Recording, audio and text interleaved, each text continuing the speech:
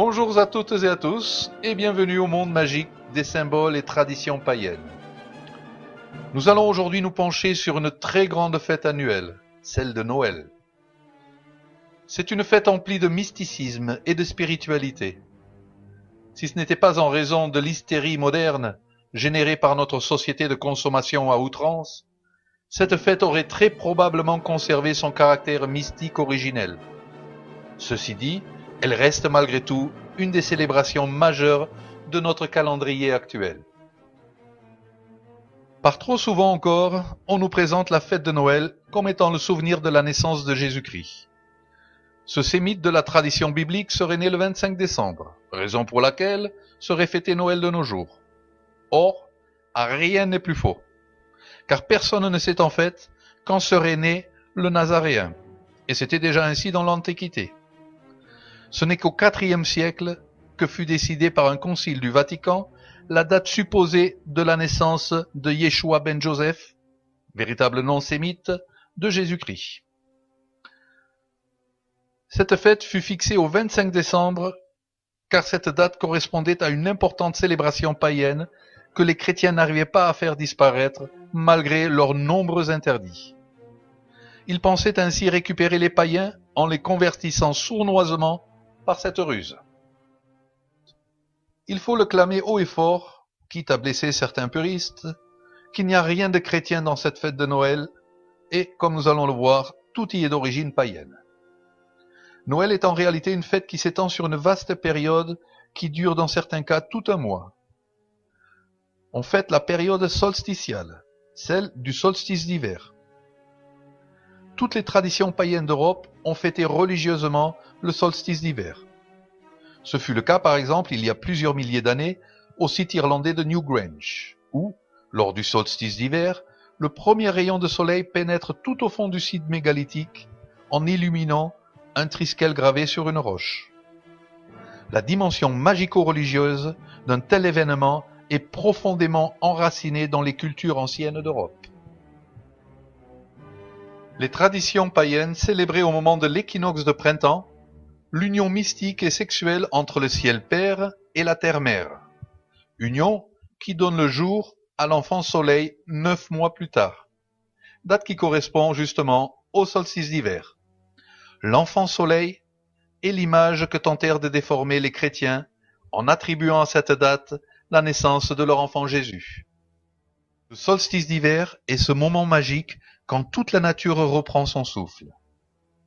Le déclin solaire de l'automne tire à sa fin. C'est la période des jours les plus courts de l'année, l'instant béni des dieux à partir duquel les jours vont à nouveau croître. La lumière céleste revient et chassera petit à petit l'obscurité et les démons de l'hiver. Le solstice d'hiver annonce le retour des beaux jours et de l'abondance qui les accompagnera. Il ouvre la porte cyclique de la nouvelle année, celle qui promet le renouveau des forces vives.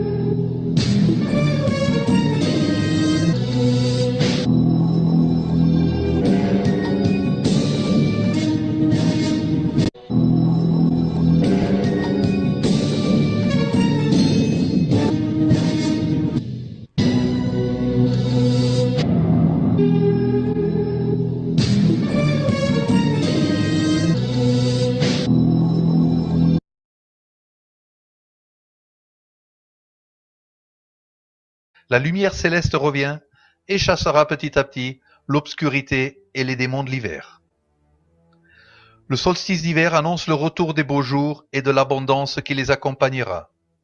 Il ouvre la porte cyclique de la nouvelle année, celle qui promet le renouveau des forces vives.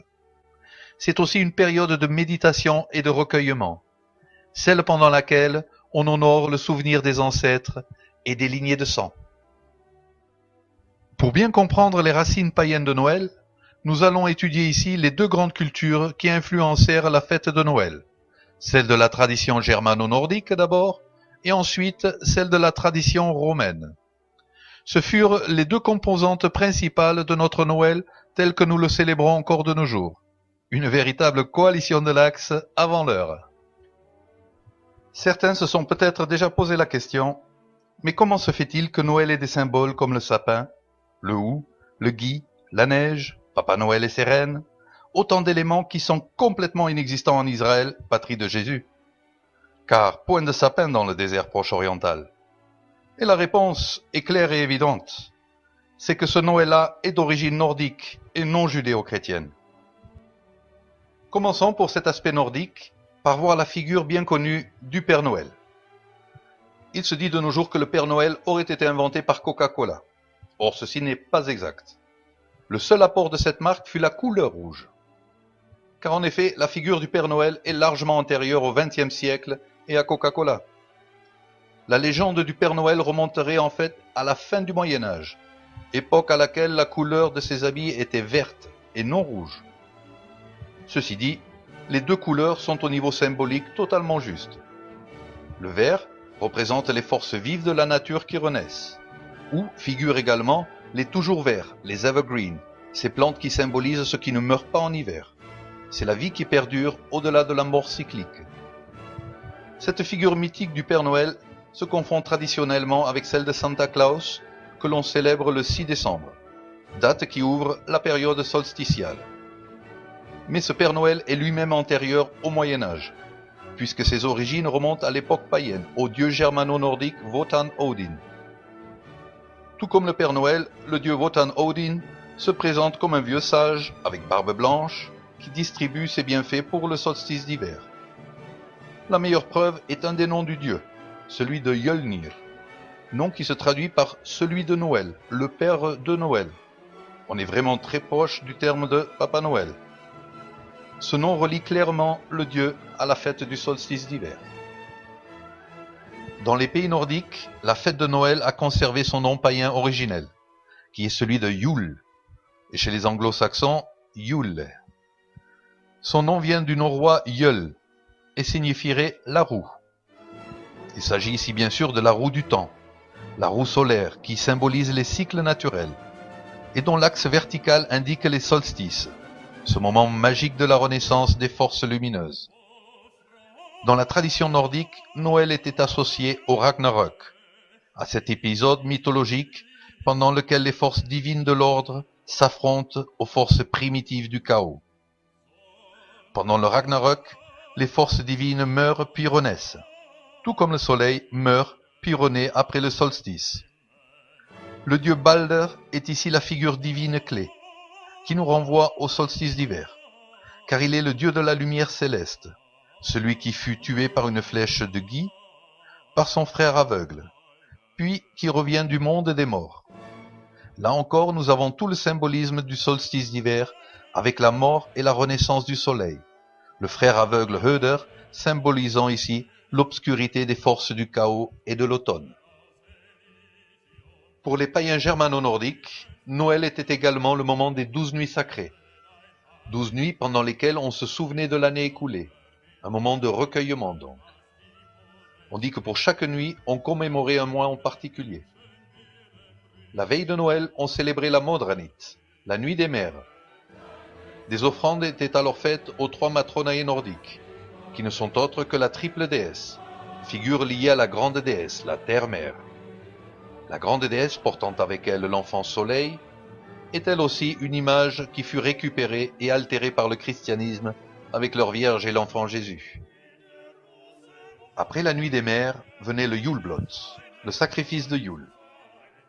Pour Noël, on sacrifiait traditionnellement un cochon que l'on mangeait ensuite durant un grand festin. Le cochon est lié symboliquement au principe de richesse, abondance et fécondité, éléments que l'on se souhaitait pour l'avenir.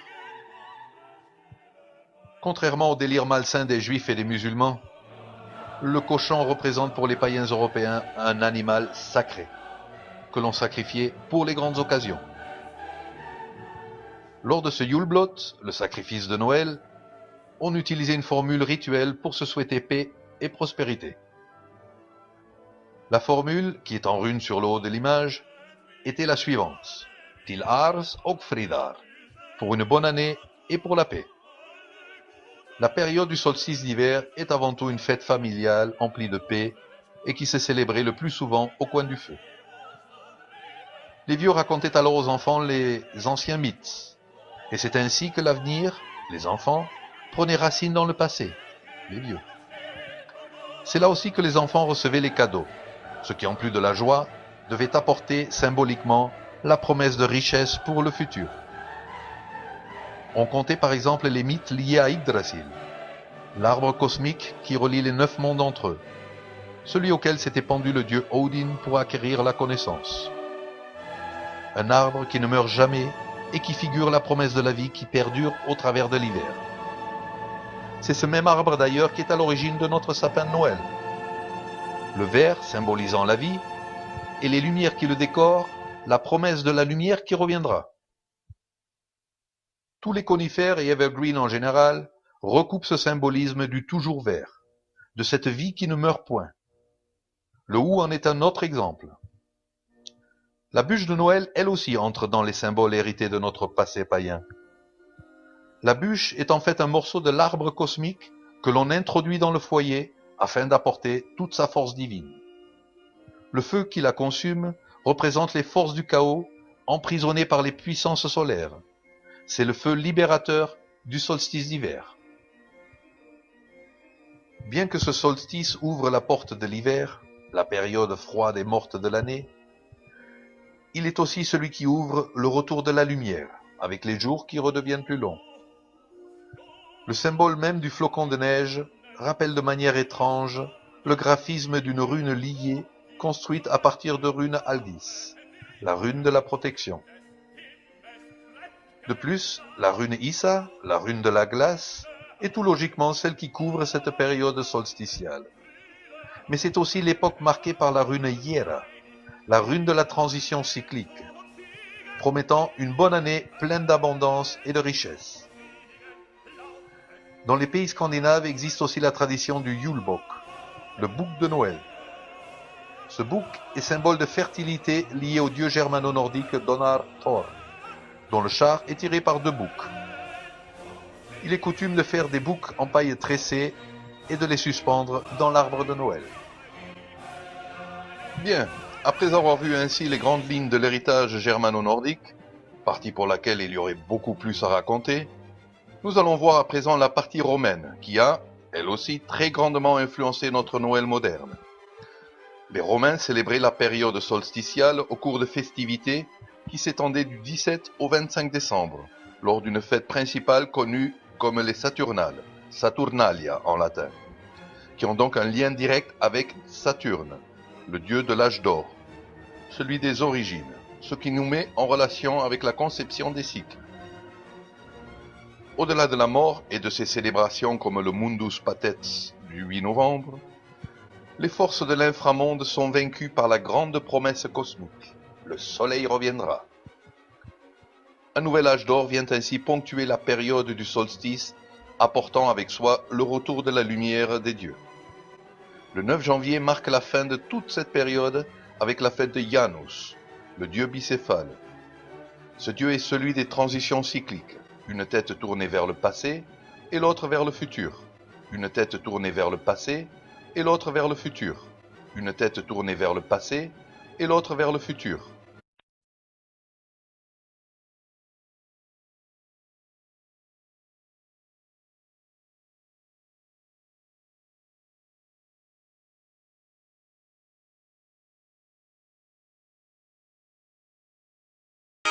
Une tête tournée vers le passé et l'autre vers le futur.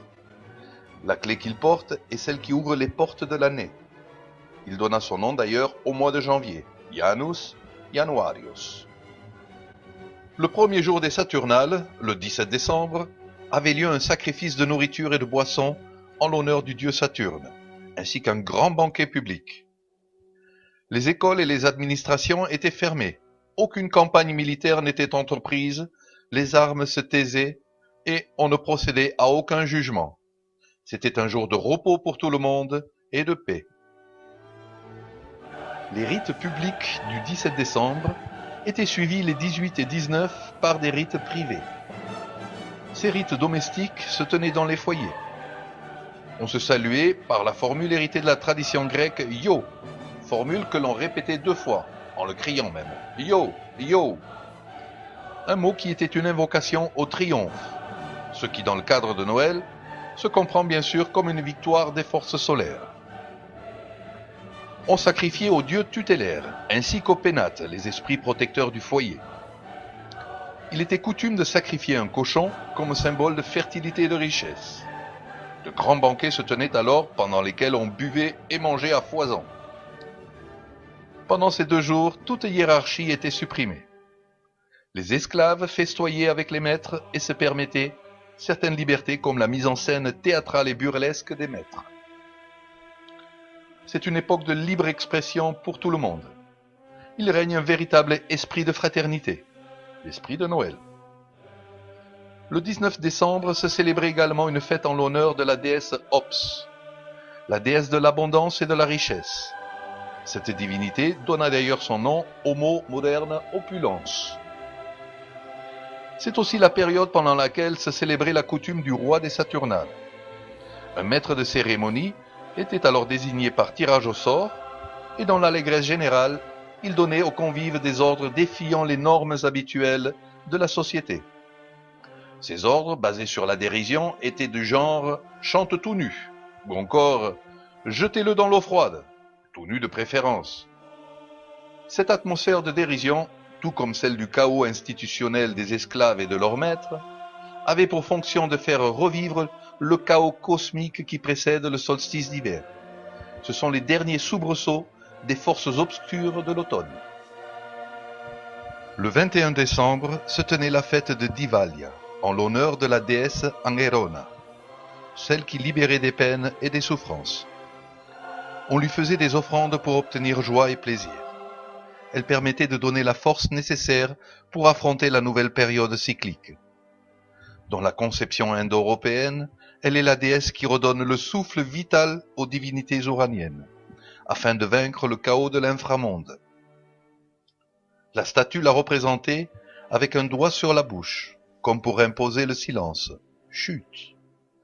C'est le silence qui doit accompagner les forces solaires pendant et après la Renaissance, chose que l'on retrouve dans la tradition germano-nordique avec Vidar, le dieu silencieux qui vient après le Ragnarok. Le 23 décembre était le jour de Sigillaria, le jour des cadeaux. C'était un acte religieux plein de joie et d'allégresse, loin des excès modernes de notre société de consommation. Le cadeau était un sacrifice pour l'autre, un échange basé sur le don mutuel, tissant ainsi des liens d'amour, d'amitié ou de sang. Tout comme la rune germano-nordique Gebo, tout ceci repose sur le principe « il faut donner pour recevoir ». Les cadeaux étaient de nature très diverse. Les enfants recevaient en général des jouets. Ils étaient accompagnés de quelques mots ou encore d'un poème. Et enfin, le 25 décembre, se célébrait le Dies Natalis Solis Invicti, la naissance du soleil invaincu. Le nom même de la fête explique tout le sens de cette période magique dédiée aux forces solaires. On rendait culte à l'astre roi, au soleil, qui renaissait alors comme l'enfant soleil. Dans la dernière phase païenne de l'ancienne Rome, est venu se greffer sur le culte du soleil invaincu, le culte du dieu solaire Mitra. On allumait dans les foyers des bougies dont les flammes symbolisaient le retour du soleil et de son feu vital. La lumière, jusque-là emprisonnée, va enfin se libérer pour revenir dans toute sa gloire. Ainsi, à la lumière de tous ces détails des traditions païennes liées au Noël solsticial, il ressort de manière claire et évidente que Noël n'est à l'origine en rien une fête chrétienne. En tant que païens, nous ne célébrons pas la naissance du Nazaréen, mais nos anciennes divinités solaires, comme le soleil invaincu, Hélios, Suna, Apollon, Balder, Bélénos et Abélio. Noël n'est à l'origine en rien une fête chrétienne. Pour cela, nous pouvons clamer les deux formules païennes du solstice d'hiver, la romaine et la germano-nordique. Io Saturnalia et Tilars Augfridar. Noël n'est à l'origine en rien une fête chrétienne.